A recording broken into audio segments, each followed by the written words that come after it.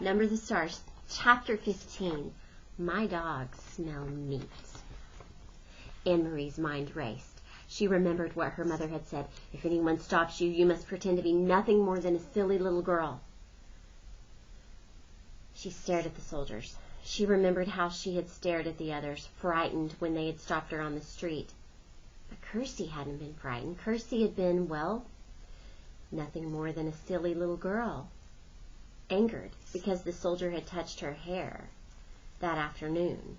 She had known nothing of danger, and the soldier had been amused by her.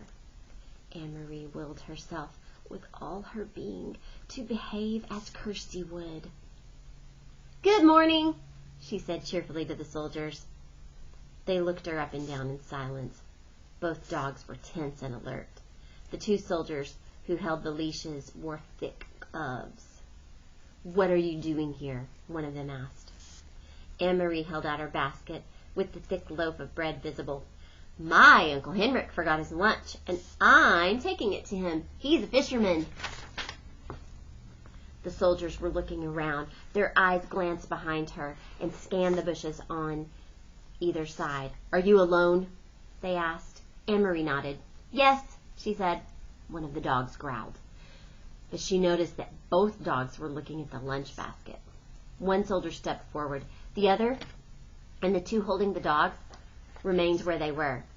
"You came out before daybreak just to bring a lunch? Why doesn't your uncle eat fish?" What would Kirsty say? Anne-Marie tried to giggle the way her sister might. "Uncle Henrik doesn't even like fish," she said, laughing. "He says he sees too much of it and smells too much of it. Anyway, he wouldn't eat it raw." She made a face. "Well, I suppose he would if he were starving, but Uncle Henrik always has bread and cheese for lunch." Keep chattering, she told herself, as Kirsty would, a silly little girl. "I like fish," she went on. "I like it the way my mother cooks it. Sometimes she rolls it in breadcrumbs, and—" The soldier reached forward and grabbed the crisp loaf of bread from the basket. He examined it carefully. Then he broke it in half, pulling the two halves apart with his fists. That would enrage Kirsty, she knew. "Don't!" she said angrily. "That's Uncle Henrik's bread. My mother baked it." The soldier ignored her. He tossed the two halves to the loaf to the ground, one half in front of each dog. They consumed it, each snapping at the bread and gulping it so that it was gone in an instant. "Have you seen anyone in the woods?" the soldier asked the question. "No, only you." Anne-Marie stared at him. "What are you doing in the woods anyway? You're making me late. Uncle Henrik's boat will leave before I get there with his lunch, or what's left of his lunch." The soldier picked up the wedge of cheese. He turned it over in his hand. He turned to three behind him and asked them something in their own language. One of them answered, "9," in a bored tone. Anne-Marie recognized the word. The man had replied, "No." He had probably been asked, Anne-Marie thought, "Do you want this? Or perhaps, should I give this to the dogs?" The soldier continued to hold the cheese. He tossed it back and forth between his hands. Anne-Marie gave an exasperated sigh.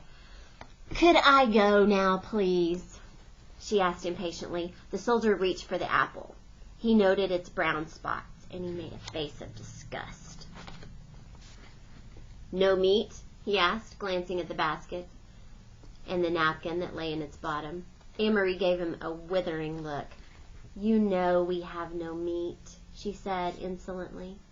"Your army eats all of Denmark's meat." "Please, please," she implored in her mind, "don't lift the napkin." The soldier laughed. He dropped the bruised apple on the ground. One of the dogs leaned forward, pulling at its leash, sniffed the apple, and stepped back. Both dogs still looked intently at the basket, their ears alert, their mouths open. Saliva glistened on their smooth pink gums. "My dogs smell meat," the soldier said. "They smell squirrels in the woods," Anne-Marie responded. "You should take them hunting." The soldier reached forward with the cheese in one hand as if he were going to return it to the basket, but he didn't. Instead, he pulled out the flowered cotton napkin. Anne-Marie froze. Your uncle has a pretty little lunch, the soldier said scornfully, crumpling the napkin around the cheese in his hand. Like a woman, he added with contempt. Then his eyes locked on the basket. He handed the cheese and the napkin to the soldier beside him. What's that there in the bottom? He asked in a different, tenser voice. What would Kirsty do? Anne-Marie stamped her foot. Suddenly, to her own surprise, she began to cry. I don't know, she said, and her voice choked. My mother's going to be angry you stopped me and made me late, and you've completely ruined Uncle Henrik's lunch, so now he'll be mad at me, too.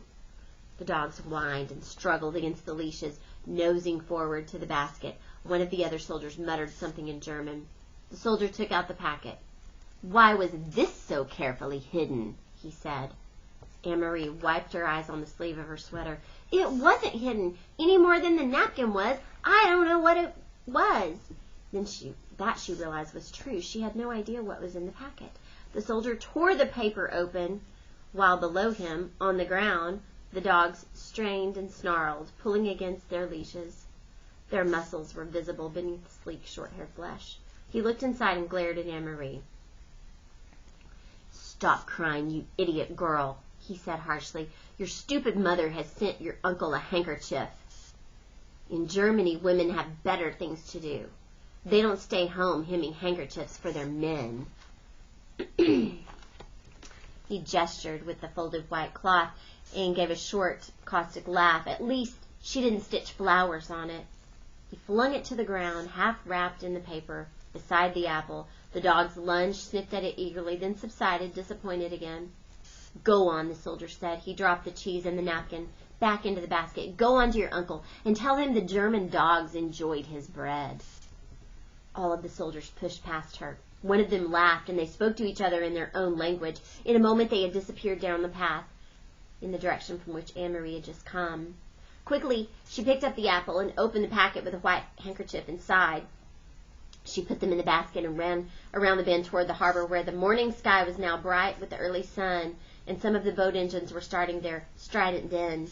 The Ingeborg was still there by the dock, and Uncle Henrik was there, his light hair wind-blown and bright as he knelt by the nets. Anne-Marie called to him, and he came to the side, his face worried when he recognized her on the dock.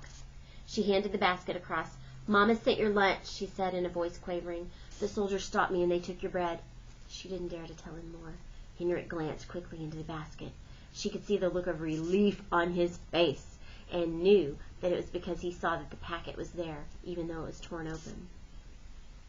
Thank you, he said, and the relief was evident in his voice. Anne-Marie looked quickly around the familiar small boat. She could see down the passageway into the empty cabin. There was no sign of the Rosens or the others. Uncle Henrik followed her eyes and her puzzled look. All is well, he said softly. Don't worry. Everything is all right. I wasn't sure, he said. But now, he eyed the basket in his hands, because of you, Anne-Marie, everything is all right. You run home now and tell your mama not to worry. I'll see you this evening. He grinned at her suddenly. They took my bread, he said. I hope they choke on it.